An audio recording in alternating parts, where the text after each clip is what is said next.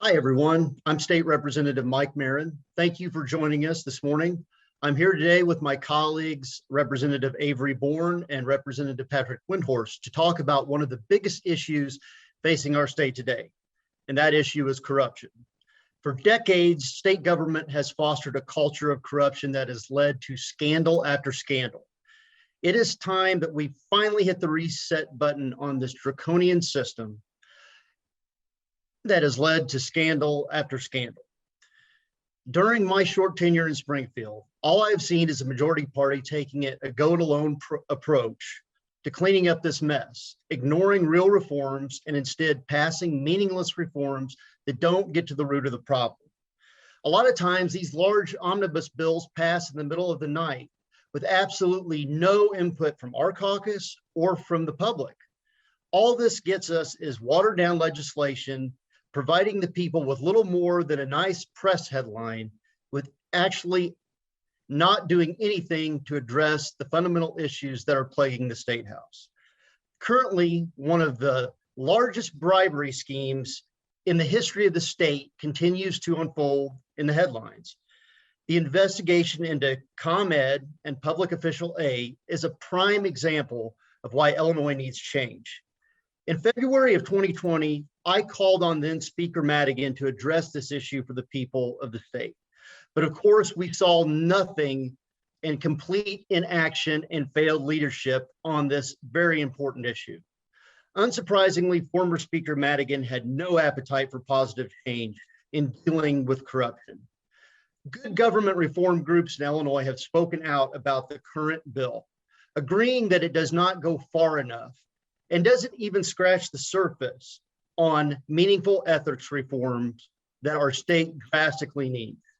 We need to bring integrity back to our government and continue to prove that we are listening to people and that we take their concerns seriously.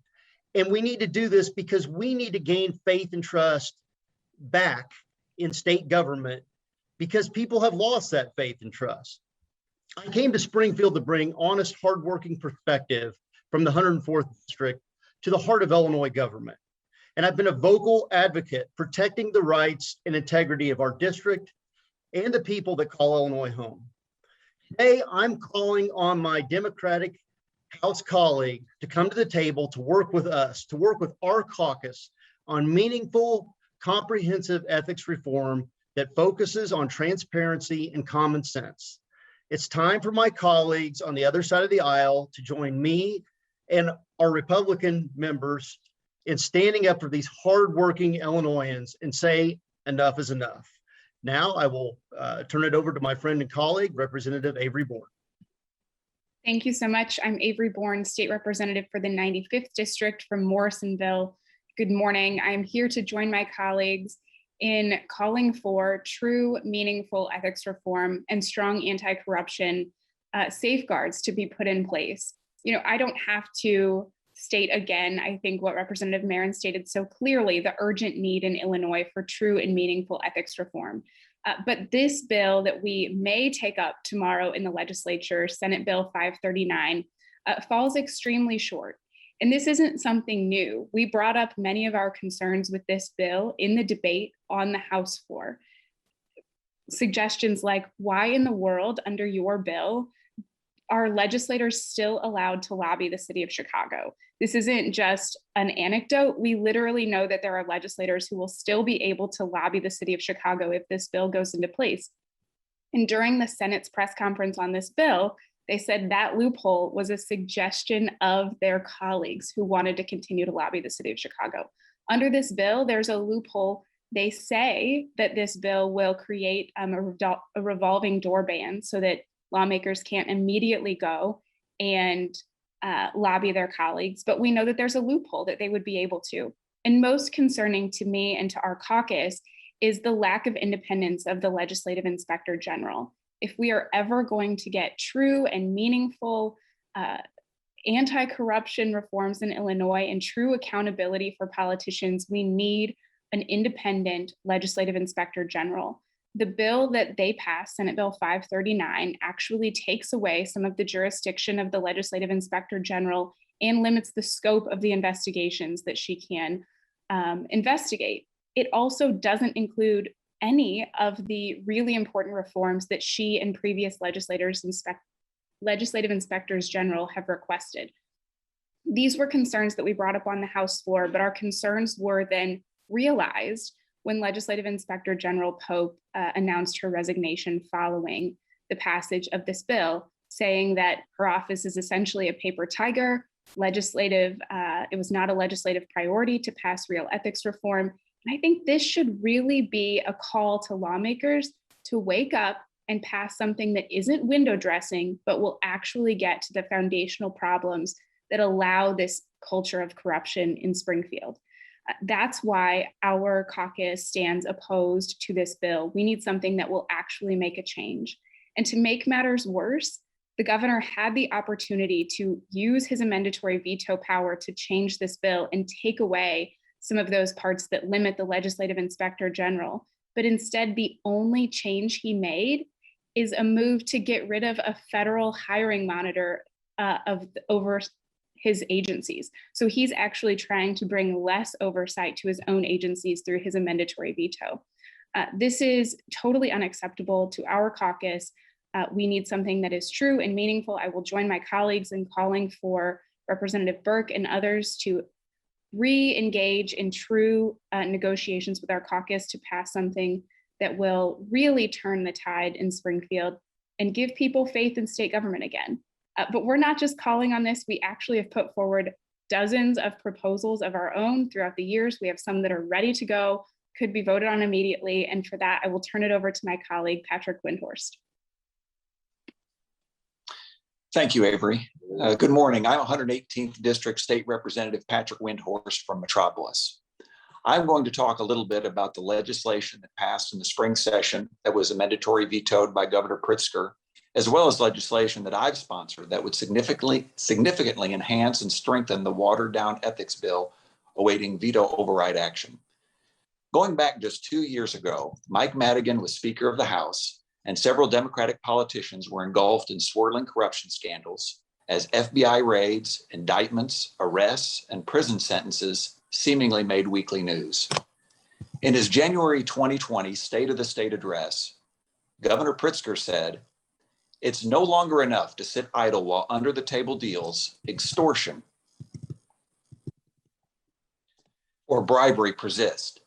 Protecting the culture, or tolerating it is no longer acceptable. We must take action to restore the public's trust in our government."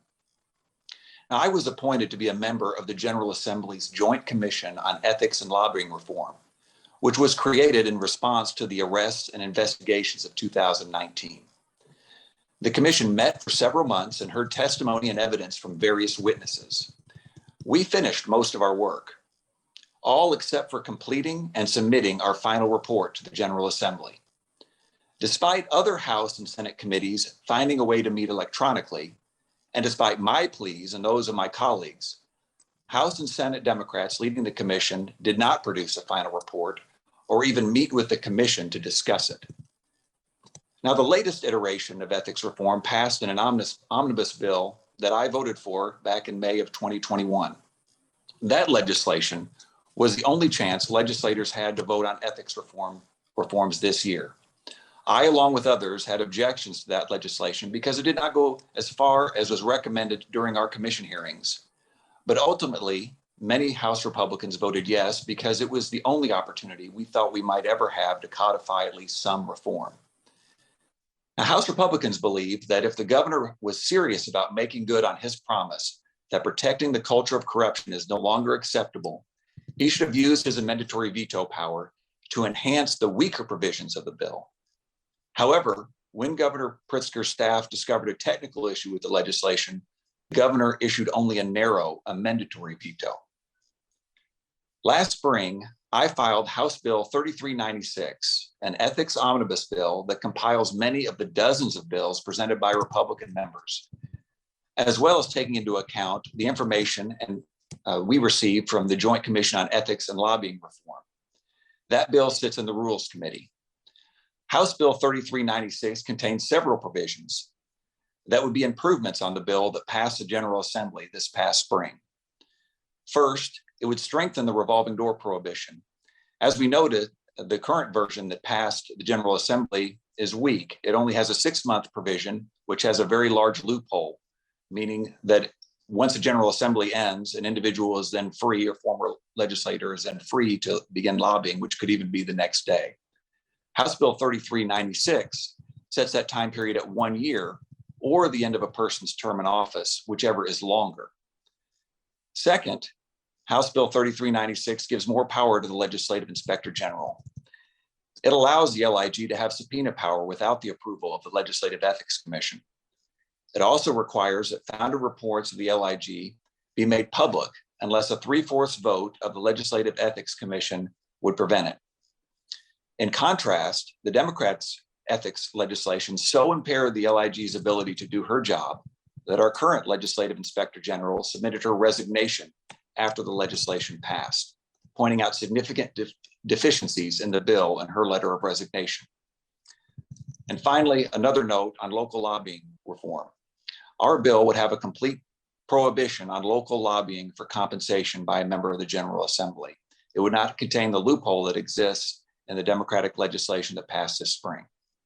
In summary, our legislation provides tougher ethics and corruption reforms that we believe is necessary, and that was justified by the presentation and evidence we heard in the Joint Commission on Ethics and Lobbying Reform.